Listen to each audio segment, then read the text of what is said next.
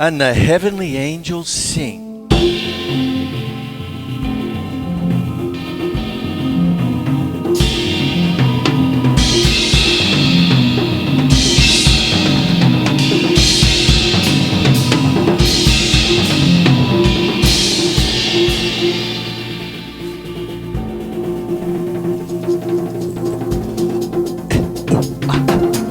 My name is Chris Quinlan and welcome to Melbourne Musos Facebook Live.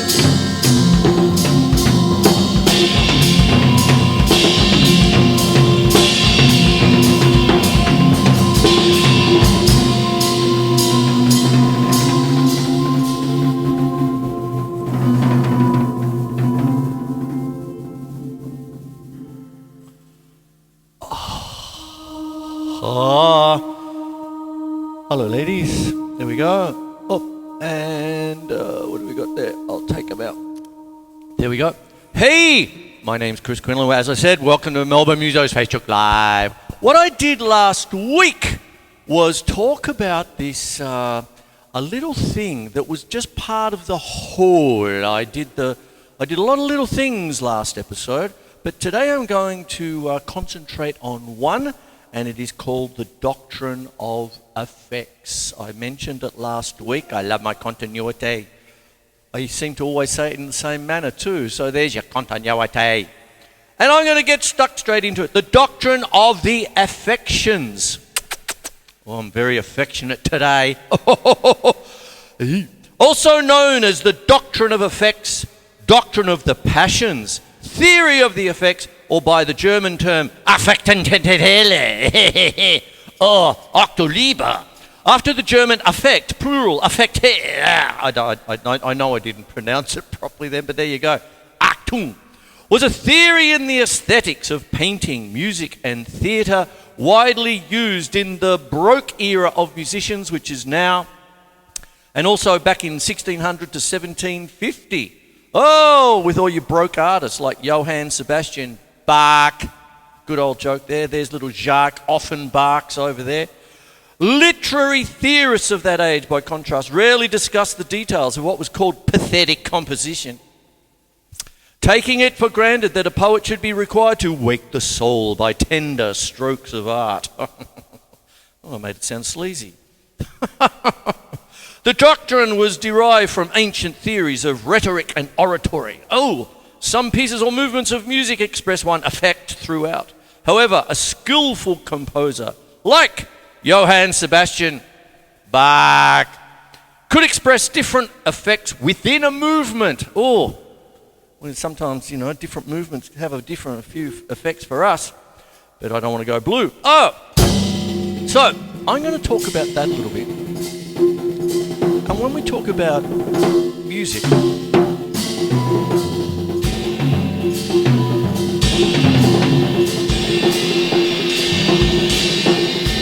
what we do sometimes is try and create a mood, of course. Now, I've done this before, I'll do it again, because this is part of the job of continuity, in the sense that I have my mallets out, and what I usually do on shows is sort of talk about a scale of some kind. Harmonic minor is the most recent one. And the different moods I can create with the different triggers, you see. Now, of course, I've got my drums here, but this particular patch I've got for the triggers is the orchestral harp. So it's got this beautiful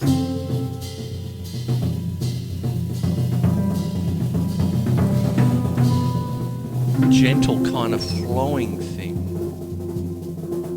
at least the way that I'm doing it.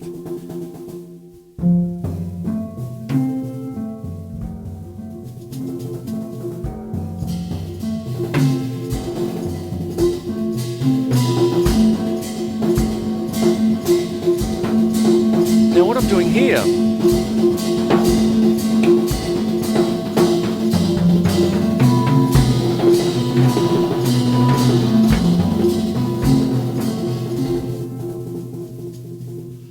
giving you the scale tones, but I'm hanging on these ones.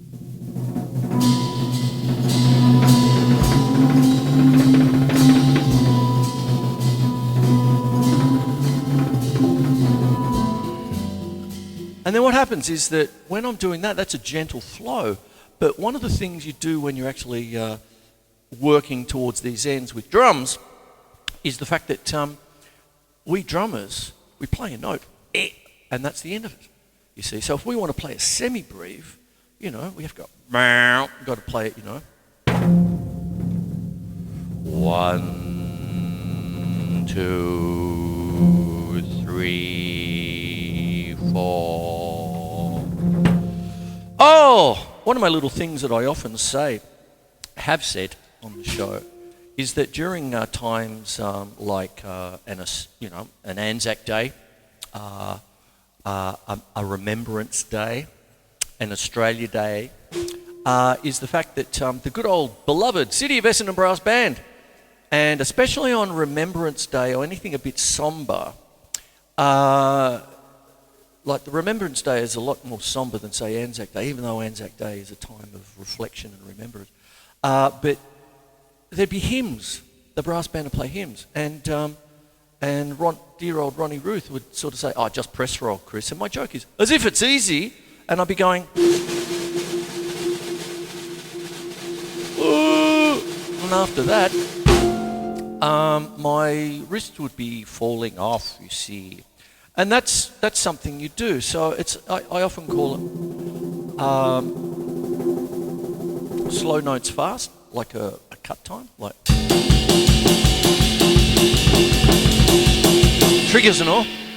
But then you've got, say, something like a hymn or a more orchestral piece. I remember Dvorak's New World Symphony. Bloody hell, that was a long one. Oh, and lots of rolls. And look at the single stroke roll I've got to do. A. So the doctrine of effects is like the movement and the mood. So when I'm doing this,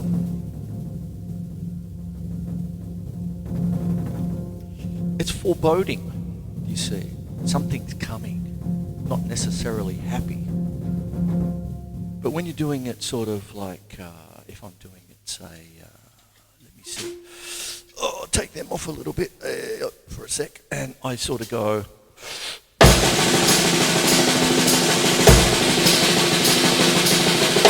It sounds like, instead of it being soft, gentle remembrance and all that sort of stuff, it's like somebody walking to the gallows or something like that, you know. Like,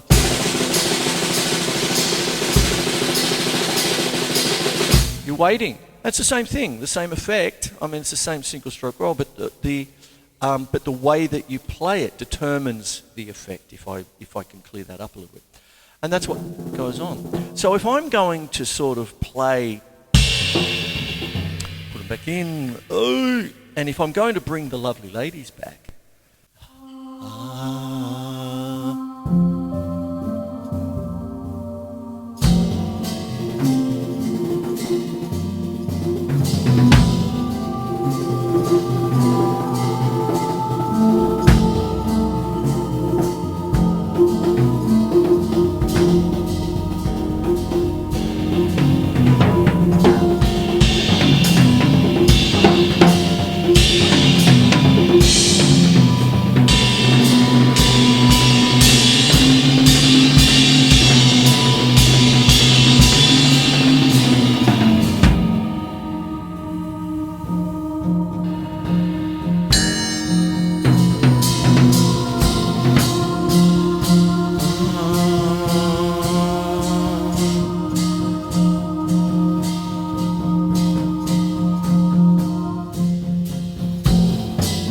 now that gives me a feeling of hope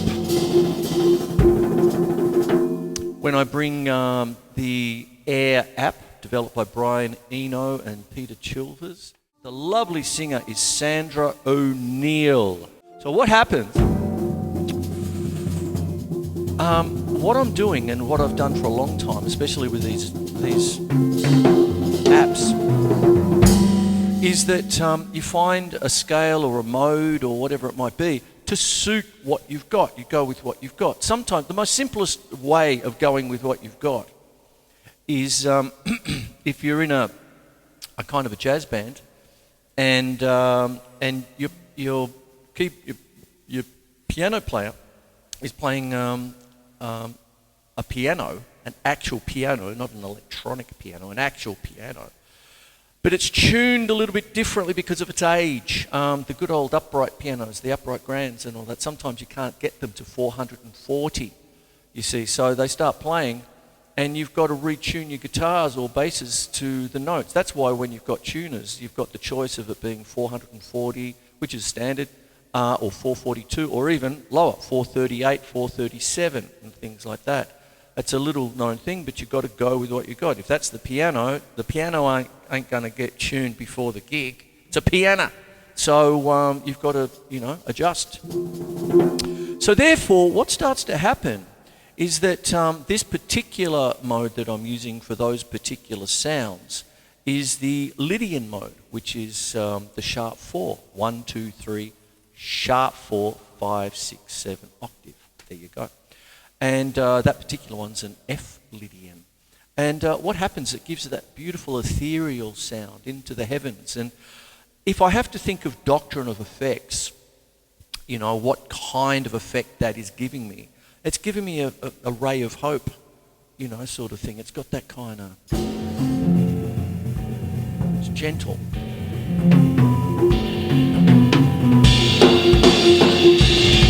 Even if I get a little bit,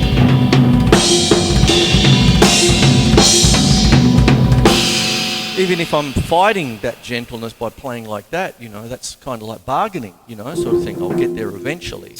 But then what can start to happen when I start to change things around, I can do different things. So if I start to do things like think of different affectations, all that, and if I change the sound somewhat, and if I go to, say, pizzicato cello, Chris, pizzicato. Hello, my name is Cello Pizzicato. What's that? Goldfinger. I'm pussy galore. I must be dreaming.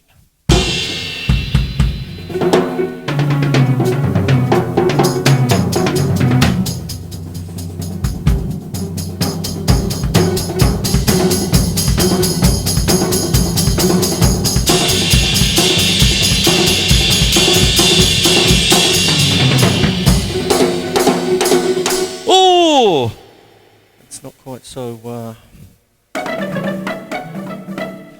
It's not exactly kind of restful and anything. We're starting to get a bit of a wriggle on here. So what starts to happen is if we bring different things. Now, one of the things about the doctrine of effects is I was using mallets, nice soft little things. Ooh. And now I'm going to use my sticks. Oh, they've seen a few rim shots, mate. Ooh. There you go. Now.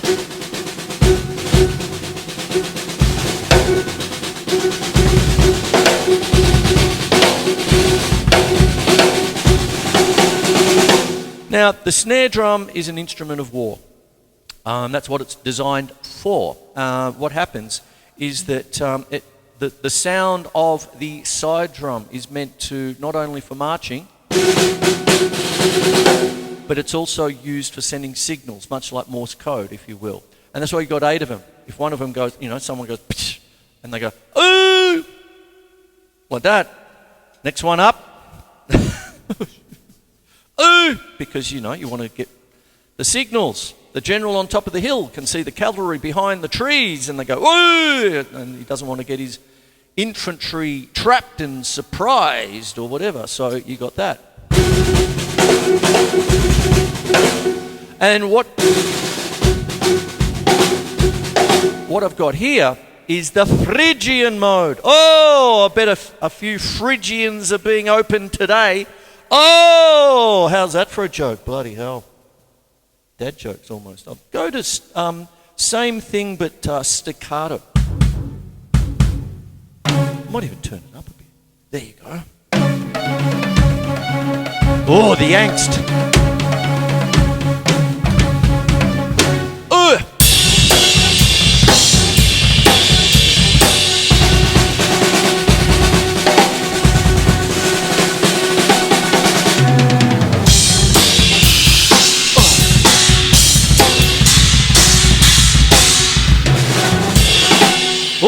bit of a change of mood there. Ooh.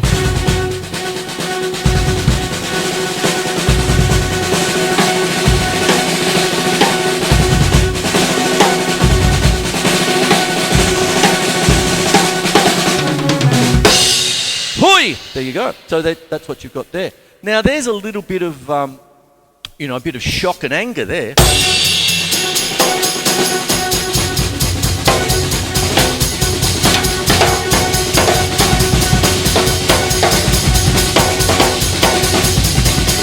Now the Phrygian mode, first, flat second, flat third, fourth, fifth, sixth, flat sixth, flat seven, octave. When you're putting it against a major scale, it's got 4 flats. A normal natural minor will have 3 flats, so it's more minor than the natural minor, if you know what I mean. There's sort of degrees of minors when you're dealing with modes. If you're dealing, say, with, like trying to sort of go from the shallow end of the modal pool, I've come to clean the pool. Who remembers that old dad?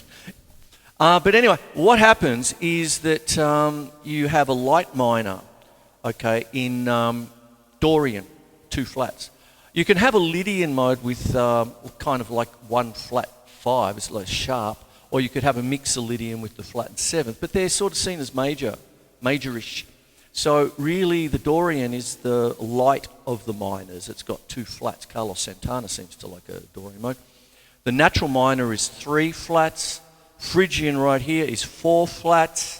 And then you start to go to the Locrian, which is 5 flats. There you go. Seen as diminished. If you want to see the Locrian mode or hear the Locrian mode in action, go check out Metal Liquors Are Blackened. Oomba, oomba, oomba, oomba, oomba. That's a Locrian mode when you study it. There you go.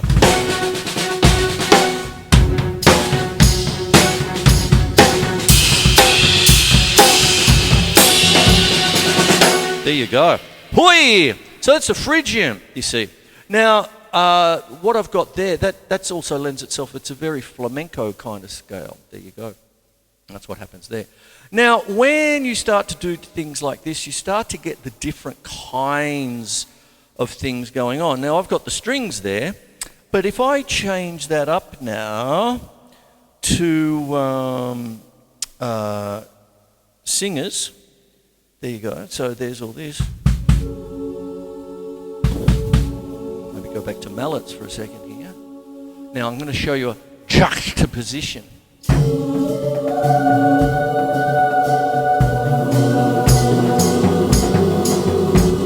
can turn that up. I'll bring it down a bit.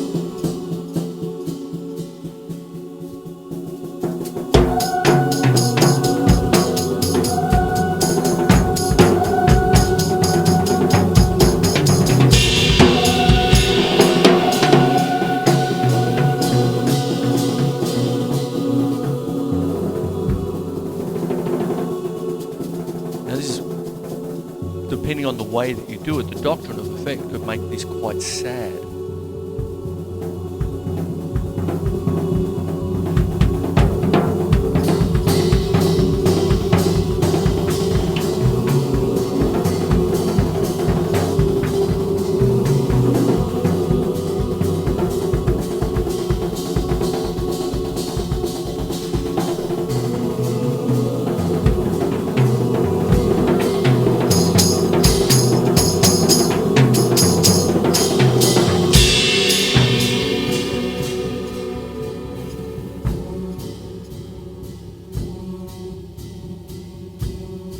Now, with the doctrine of effects, you can start to mix them up. This is me only touching the surface.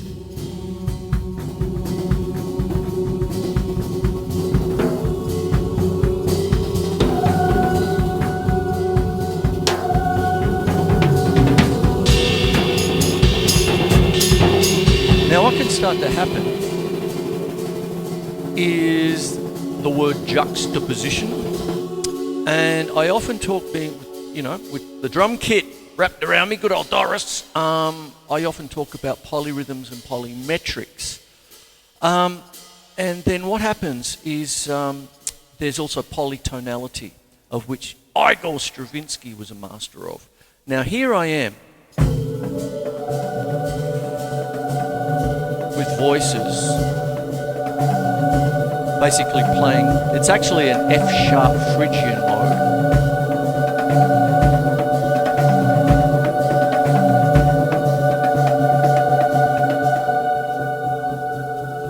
But what happens if I bring air back? Now, there's a juxtaposition because singing in F there. Can you hear the two layers?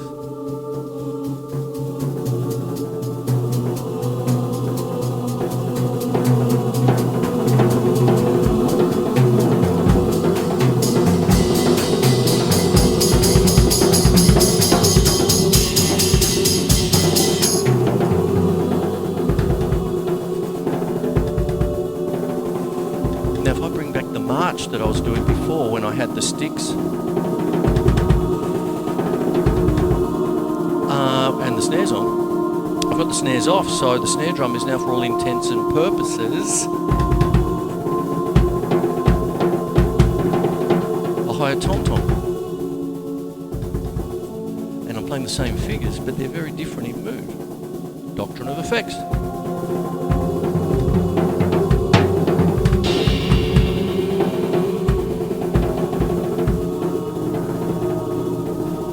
Do a sort of a sweeping kind of motion.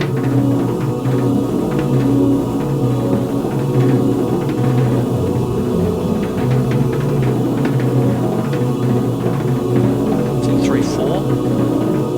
1, 2, 3, 1, 2, 3, 1, 2, 3, 1, 2, 3, 1, 2, 3, 1, 2, 3, 1.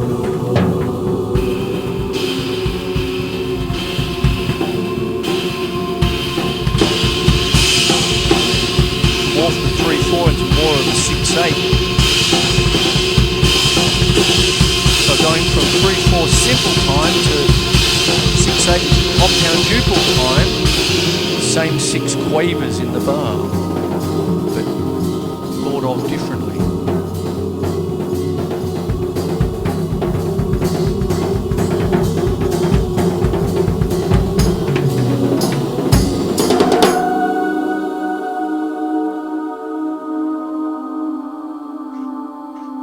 Left with Miss O'Neill. There we go. And there you go there. Oh, I better start wrapping up the show. Ooh. So what I'm going to do is get a wriggle on, and I'm going to read a couple of the little quotes here before I finish. Okay, examples of effects and corresponding musical figures. The following table cites instructions from Johann Mattheson on how to express effects. 1. Since, for example, joy is an expansion of our soul, thus it follows reasonably and naturally that I could best express this effect by large and expanded intervals, big distances in the piano. Whereas, if one knows that sadness is a contraction of these subtle parts of our body, then it is easy to see that the small and smallest intervals are the most suitable for this passion. Well, yeah. Good on you, Johann. Hope is an elevation of the soul or spirits, but despair is a depression of this, all of which are things which can very naturally be represented with sound, especially when the other circumstances, tempo in particular, contribute their part. And in this way, one can form a sensitive concept of all the emotions and compose accordingly. Pride, haughtiness, arrogance, and the like are also usually depicted or expressed with their special colours in notes and sounds, for which purpose the composer usually draws upon a bold, pompous style. Pompous. I don't hold a hose, mate. He thus has the opportunity to use all sorts of majestic musical figures which require a special seriousness Oh, here's a big word. And grandiloquent motion. Oh, who swallowed a dictionary there? Johann did. But he must never permit a musical line that is fleeting and falling, but always ascending. Anger, ardour, vengeance, rage, fury, and all other such violent affections are actually far better at making available all sorts of musical inventions than the gentle and pleasant passions which are handled with much more refinement. Keeps on going. Oi! So go have a read of that. It's called The Doctrine of Effects. And then what happens here?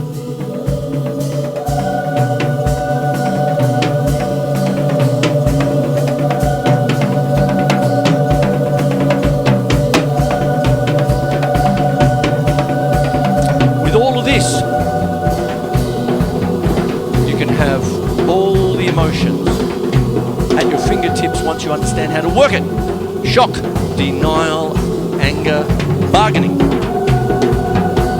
depression, testing, acceptance.